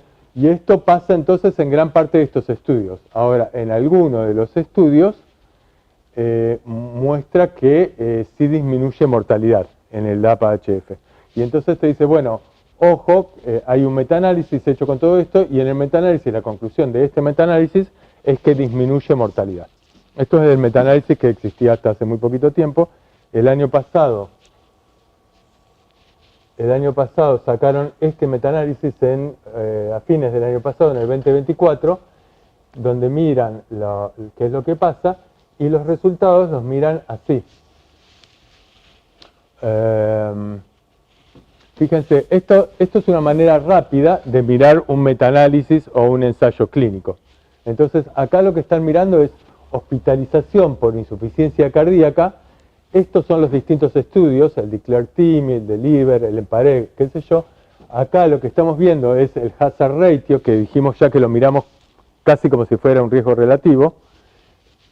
Y lo que estamos mirando acá es, en esta línea, esto significa 1. Si el resultado me diera 1, significa que la intervención, la empaglifosina, qué sé yo, es igual que el placebo. Si el resultado me diera para acá, es que favorece al placebo. Quiere decir que pacientes que toman placebo tienen menos hospitalización. Si me diera hacia acá, me da la empaglifosina. Fíjense que todos los resultados me dan acá, acá, acá, acá. Lo que muestra el tamaño de los cuadrados es si el estudio es grande o chiquito. Y esto es el tamaño del intervalo de confianza. Pero si el intervalo de confianza atravesaba el 1, no era creíble. Y acá entonces, pero este no atravesó el 1, es un estudio grande y entonces tiene más posibilidades de ver bien los resultados, este tampoco. Y entonces el resultado general de estos estudios me muestra que disminuye la hospitalización por insuficiencia cardíaca, los inhibidores SGLT2. La empaglifosina, dapaglifosina, etc. Ahora, si miramos causa de muerte, mortalidad por cualquier causa, les puse estos dos nada más, pero aparece también mortalidad cardiovascular. Lo que se ve es esto, este es el 1, y cuando yo miro el total me da acá. es este diamante. Quiere decir que atraviesa el 1, quiere decir que no podemos creer que realmente los inhibidores SGLT2 disminuyan mortalidad. ¿Se entiende? Esto está hecho para insuficiencia cardíaca a fracción de eyección preservada, que es un hueso duro de roer, porque nada disminuye mortalidad ahí. Pero cuando ustedes miran los estudios con insuficiencia cardíaca a fracción de eyección reducida, el mayor problema que tiene al quererle los metaanálisis es que el metaanálisis te mira el resultado del estudio. Pero si el estudio está hecho y es un estudio mentiroso y te dice que disminuye mortalidad, el metaanálisis lo toma igual. ¿Me entienden? Entonces ahí el problema son los estudios. Entonces nosotros lo que vamos a hacer en algún momento de la cursada, ahora o en un tiempito cuando veamos diabetes, les vamos a poner uno de los estudios, el análisis esos que les pasamos el INFAC, que cuenta más o menos cómo se hizo el estudio, para que se den un poquito de cuenta. Y también se los escribo de distinta forma en la introducción, en los folletitos estos que les introducimos el tema escrito. Ahora, son drogas entonces que sí han demostrado disminuir internaciones por insuficiencia cardíaca y sí mejoran la sintomatología.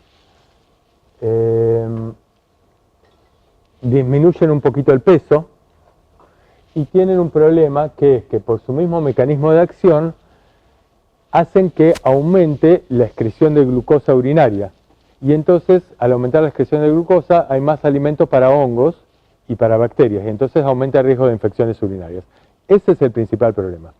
Después, en diabéticos hay otros problemas a tener en cuenta, entre ellos la gangrena de Fournier, una gangrena muy grave o fracturas óseas, etc. Pero esto es fundamentalmente en diabéticos, mucho más. Son drogas que en general son drogas interesantes, vale mucho la pena tenerlo en cuenta, pero están exageradas por el mercado. Entraron en el mismo momento esto con las incretinas, con los análogos GLP-1, ¿se acuerdan? Que lo están viendo ahora para obesidad. Entraron con un nicho ecológico muy parecido. Pacientes con insuficiencia cardíaca, cardiopatía isquémica, disminuyen mortalidad en cardiovascular, se usan en diabéticos. Entonces entraron los dos con todo. El liraglutide, los medicamentos que ustedes están viendo para obesidad, entraron de esta manera y estos también. Y entonces compiten un poco. Y entonces les exageran un poco los resultados, están en las guías, están en los consensos. Hay que tener en cuenta esto. Son medicamentos muy interesantes, son válidos, tomémoslos en cuenta, pero ojo con lo que nos están vendiendo.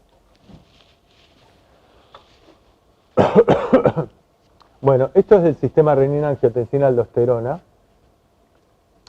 Acá, bueno, si después lo quieren mirar un poquito más despacito en el video, simplemente se los pongo esto porque acá, digamos, actúan los IECA, y los IECA inhiben entonces la conversión de angiotensina 1 a angiotensina 2, y entonces lo que hacen es, al mismo tiempo, es inhibir el metabolismo de la bradiquinina.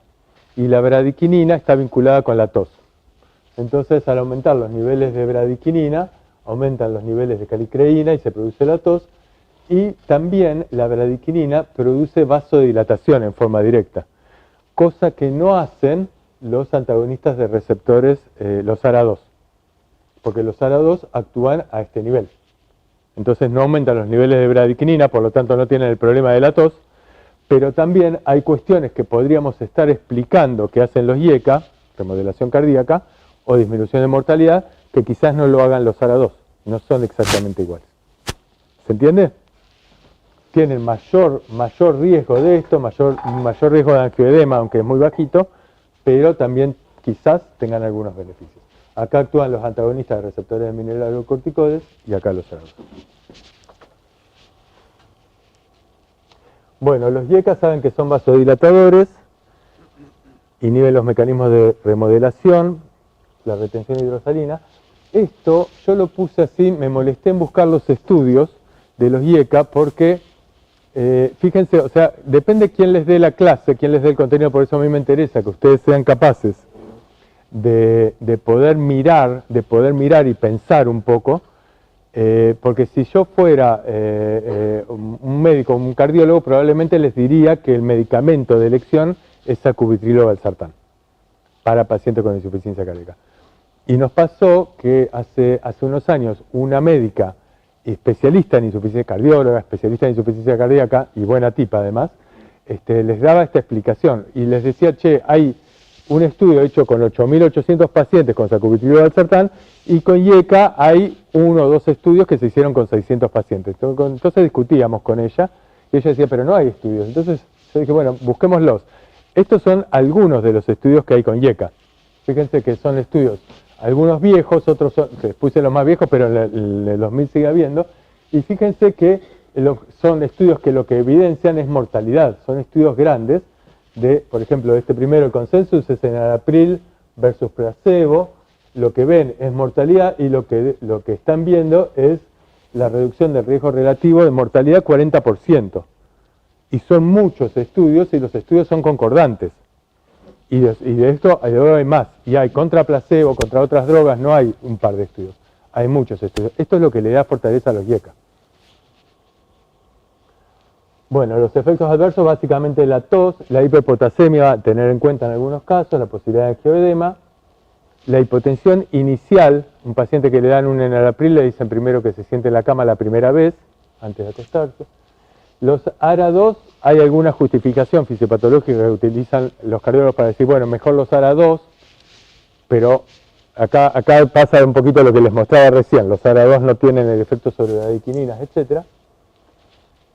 Y los ARA2 tienen estudios que demuestran que efectivamente disminuye la hospitalización por insuficiencia cardíaca, con este metaanálisis muestra, por ejemplo, esto, 0,53 a 0,78 el riesgo relativo de hospitalización, pero cuando miramos mortalidad, la mortalidad queda acá, en el 1. La mortalidad de este triangulito no termina de ser del todo confiable. Hay muchos estudios cuyos intervalos de confianza tocan acá. Este favorece a los ARA2, este no lo favorece, este estudio queda en el medio, que es el estudio más grande, y entonces no podemos decir, si toca el 1, quiere decir, pareciera que disminuye la mortalidad, 0,83. Pareciera que disminuye la mortalidad. Y podría disminuirlo un poquito más de lo que muestra esto, pero podría ser que no la modifique, porque toca el 1. ¿Se entiende? Entonces, con los ARA2 no estamos tan seguros. Cuando se hacen estudios de ARA2 versus IECA, no parece haber grandes diferencias en términos de mortalidad, estudios de no inferioridad, pero los estudios de no inferioridad tienen algunos problemas que me exceden en este momento.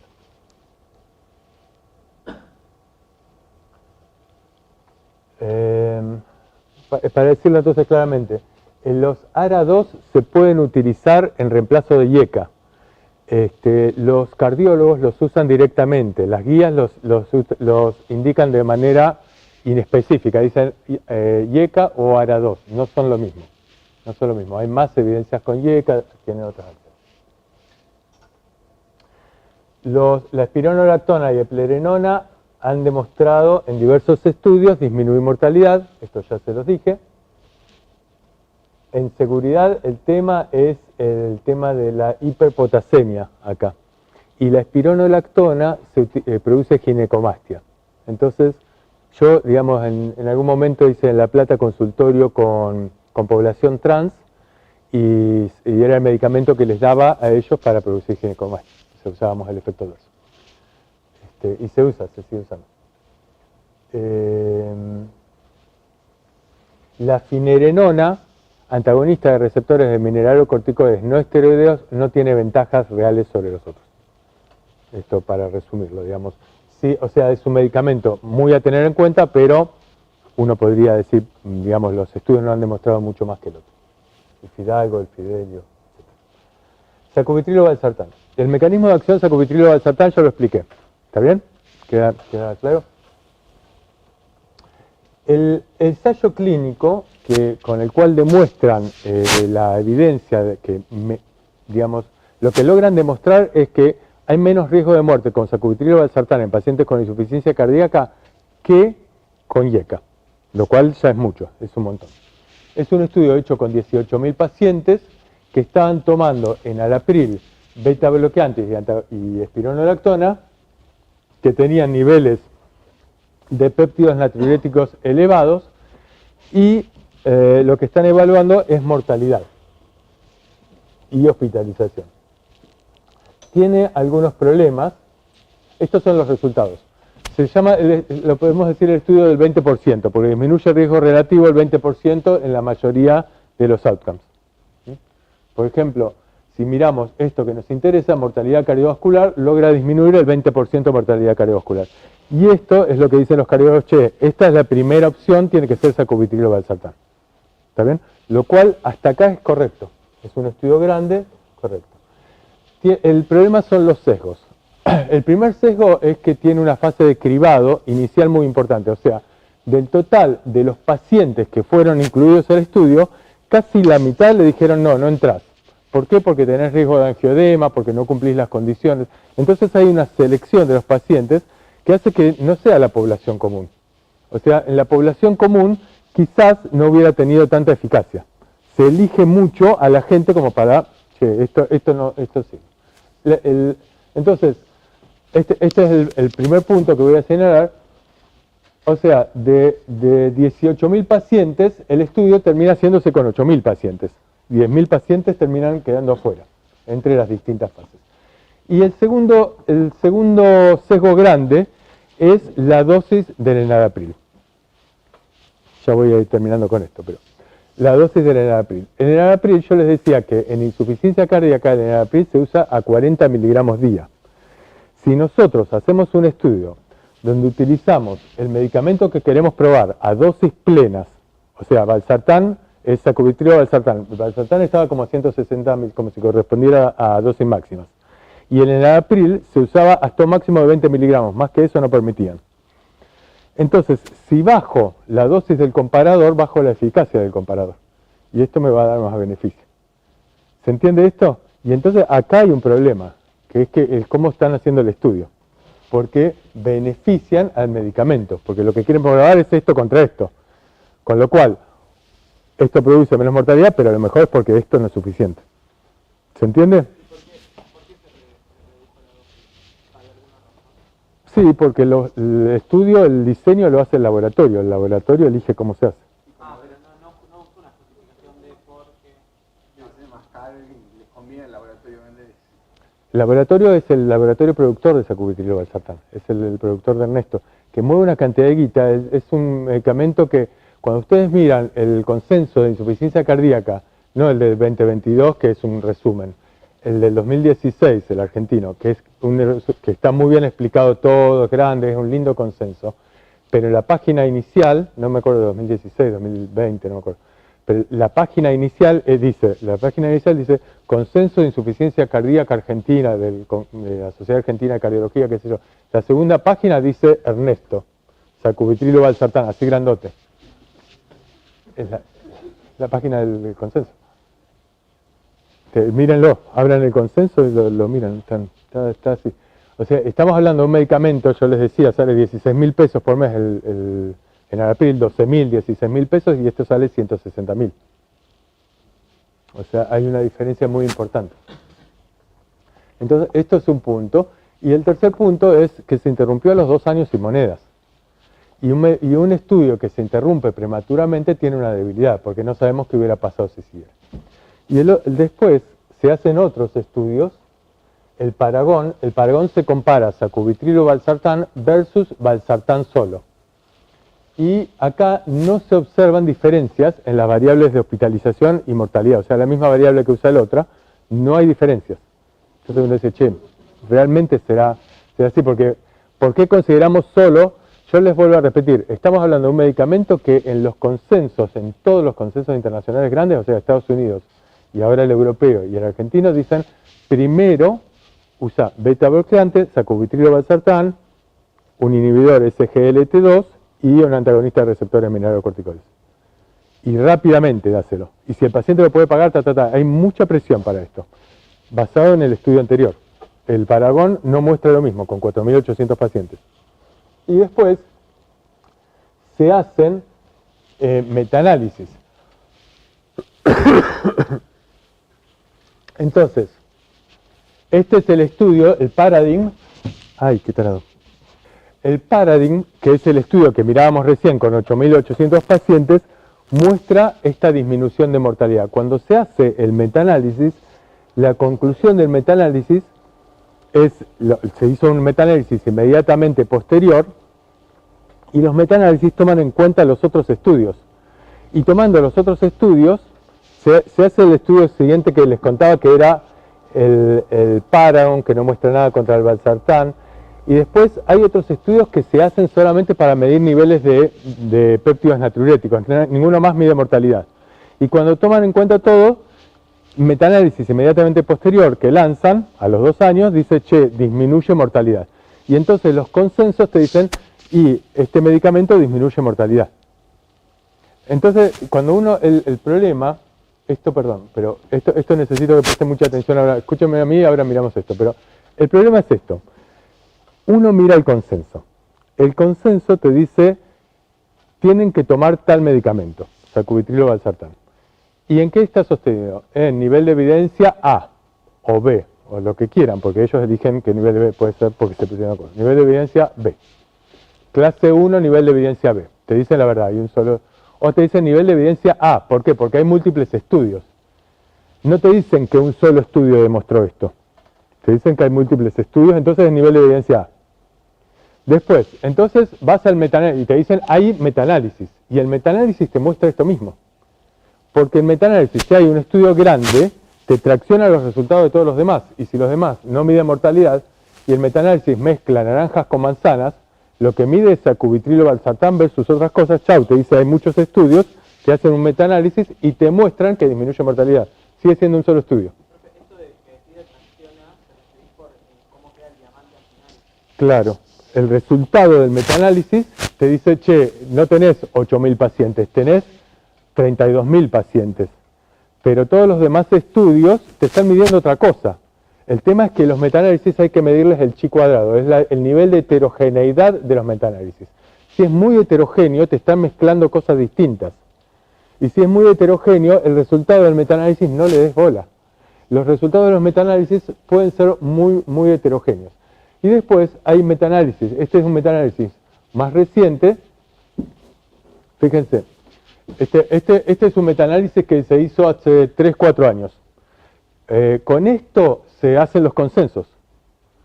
Y este metaanálisis te dice, hay varios ensayos. Hay un montón de ensayos. El Paradigm, el Pioneer, el Paragon, Estos ensayos demuestran que disminuye la mortalidad y la hospitalización. Y que el efecto adverso produce más hipotensión. Si disminuye mortalidad con respecto a los IECA, tiene que ser lo primero. Y cuando vos mirás los consensos te dice, y esto está sostenido por metaanálisis, por múltiples estudios y por todo. Ahora salió otro metaanálisis en fracción de eyección preservada y te dice disminuye hospitalización pero no modifica mortalidad. Depende de lo que toman. Y sigue siendo un metaanálisis. El problema es que los metaanálisis además pueden tomar estudios que miran todo lo mismo, pero si el estudio está mal hecho, el comparador está a dosis más baja, te va a dar el resultado que el metaanálisis va a tomar.